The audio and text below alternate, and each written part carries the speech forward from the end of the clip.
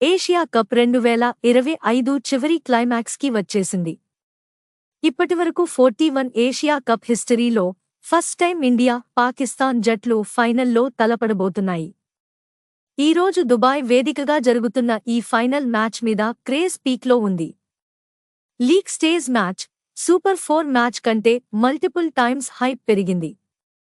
ఇండియాలో సైతం ఈ ఫైనల్ని సినిమా థియేటర్స్లో లైవ్ స్ట్రీమ్ చేయబోతున్నారు. అంటే ఈ మ్యాచ్ క్రేజ్ ఏ లెవెల్లో ఉందో మనం అర్థం చేసుకోవచ్చు. పాకిస్తాన్లో కూడా స్టేడియంస్లో బిగ్ స్క్రీన్స్ వేసి ఫ్యాన్స్ గ్యాదరింగ్ చేస్తున్నారు. ప్రతి చోట ఫ్యాన్స్ వెయిటింగ్ మోడ్లో ఉన్నారు. ఎందుకంటే ఇండియా, పాకిస్తాన్ ఫైనల్ అంటే మల్టీనేషనల్ టోర్నమెంట్లలో చాలా అరుదు.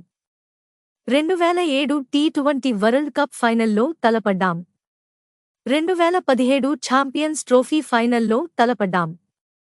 ఇప్పుడు మూడోసారి 1 వర్సెస్ 1 స్కోర్ లైన్తో టై బ్రేకర్ ఫైనల్ అని చెప్పొచ్చు. మరింతగా ఈసారి హైప్ క్రియేట్ అవడానికి కారణం no handshake controversy. Suryakumar Yadav comments, on field gestures వంటివి. అందుకే ఫైనల్లో ప్లేయర్స్ ఎలా ఆడతారు మాత్రమే కాదు, ఆన్ ఫీల్డ్ ఎలా బిహేవ్ చేస్తారు అన్నది కూడా హాట్ టాపిక్గా మారింది. India versus Pakistan starts. India ఈ ఏషియా కప్లో అన్బీటన్గా ఫైనల్కి చేరింది. ఇప్పటివరకు టీ20లో ఇండియా, పాకిస్తాన్ 15 మ్యాచ్లు ఆడగా ఇండియాకి 12 విజయాలు, పాకిస్తాన్కి 3 విజయాలు. ఏషియా కప్ ఫైనల్స్లో ఇండియా 11 ఫైనల్స్, అందులో 8 విన్నర్స్, 3 లూజర్స్. పాకిస్తాన్ 5 ఫైనల్స్, అందులో 2 విన్నర్స్, 3 లూజర్స్.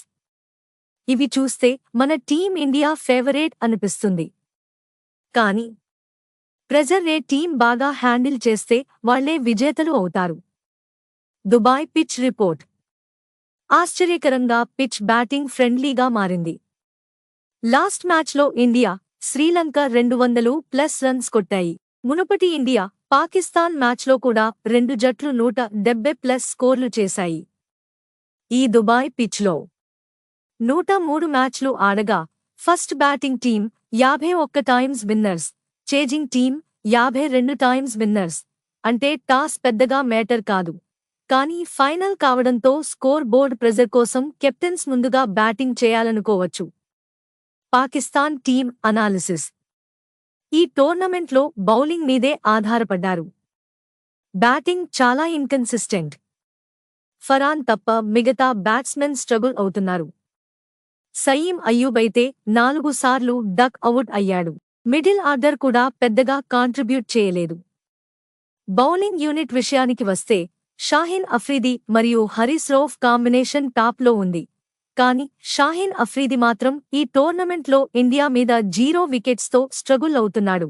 హరీస్ రౌఫ్ మాత్రం ఫామ్లో ఉన్నాడు, కానీ ఇండియన్ బ్యాట్స్మెన్ కౌంటర్ అటాక్ చేస్తే అతను ప్రెజర్లోకి వెళ్తాడు. India team analysis. మన టీం ఇండియా డ్రీమ్ ఫామ్లో ఉంది. ఒక్క మ్యాచ్ కూడా ఓడిపోకుండా ఫైనల్కి వచ్చింది. అభిషేక్ శర్మ టాప్ ఫామ్లో ఉండి వరుసగా 30+ స్కోర్లు చేశాడు. ఈ మ్యాచ్లో 50+ కొడితే కోహ్లీ, రోహిత్ రికార్డ్స్ బ్రేక్ చేస్తాడు. కానీ శుభమన్ గిల్ మరియు సూర్యకుమార్ యాదవ్ ఫామ్ ఆందోళన కలిగిస్తున్నాయి.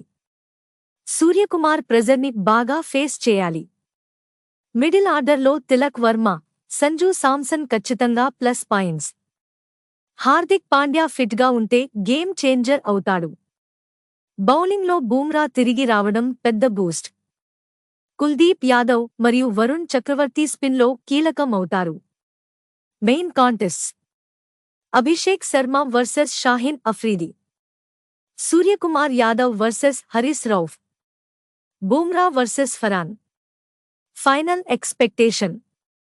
ఓవరాల్గా చూస్తే స్టార్ట్స్ ఇండియాకి ఫేవర్, ఫామ్ కూడా ఇండియాకి ఫేవర్. ప్రెజర్ ఎవరు హ్యాండిల్ చేస్తే వాళ్లకే కప్. అందుకే ఇండియా హ్యాట్రిక్ విక్టరీ కొట్టి 9వ సారి కప్ లిఫ్ట్ చేస్తుందా, లేక పాకిస్తాన్ అండర్ డాగ్స్గా సర్ప్రైజ్ ఇస్తారా?